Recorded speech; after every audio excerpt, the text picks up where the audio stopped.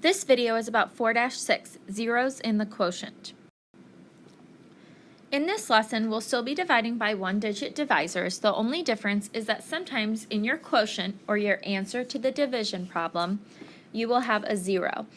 So it might make your dividing process just a little bit different than in the past. Let's look at an example together. 972 divided by 9. I'm going to solve this using the traditional algorithm that we learned in the previous lesson.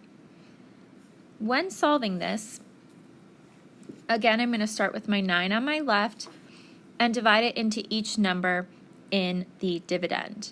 So 9 divided by 9 is 1. Then I multiply. 1 times 9 is 9.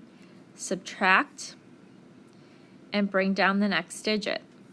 The only issue here is that 9 cannot go into 7, what I have left. So when that happens and your divisor cannot go into a number that you have, you just put a 0 up top to show that you cannot do that, and go ahead and bring down the next digit. 9 goes into 72 8 times.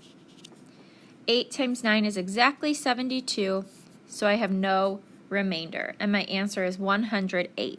So you put a 0 in the quotient when you cannot do one of the division problems. When you have something less, like we had 7 here, than your divisor, 9.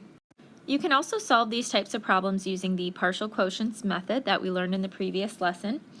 So let's go ahead and look at an example of that. We're going to look at 912 divided by 3.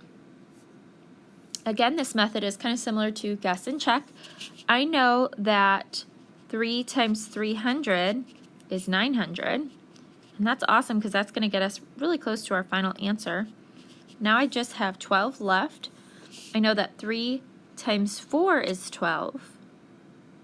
Exactly. So I have 0 remaining. So now I'm going to circle the numbers that I multiplied 3 by.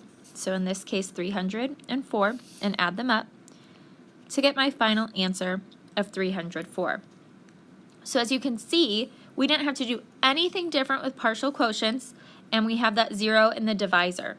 So as opposed to the algorithm where you need to know to put a 0 up above in the quotient if you can't do the division problem down below like we did in the last slide, with partial quotients nothing changes with zeros in the quotient, except that when you add your numbers up, you'll have a 0 somewhere in there. So if you don't want anything to change, I would say to stick with the partial quotients method if you like it. I'm going to do an example both ways, so I'll do the same problem, partial quotients and the algorithm method. And the problem that I'm going to do this time will have a remainder. So I'm going to do 512 divided by 3. On the left here, I'm going to do the algorithm. 3 goes into 5 one time. 1 times 3 is 3, and now I subtract. I have 2, which is less than my divisor, 3, so I can now move on and bring down the digit to the right. 3 goes into 21 exactly 7 times, because 7 times 3 is 21, and when I subtract, I have 0. I'm going to go ahead and bring down the next number, 2, but 3 cannot go into 2. It's really important here that I make sure to put a 0 at the end since 3 could not go into 2. If I just left it, I would get an answer of 17. But 17 times 3 does not make sense to get an answer as big as 512. So if you can't do the last step, you need to put a 0 up here.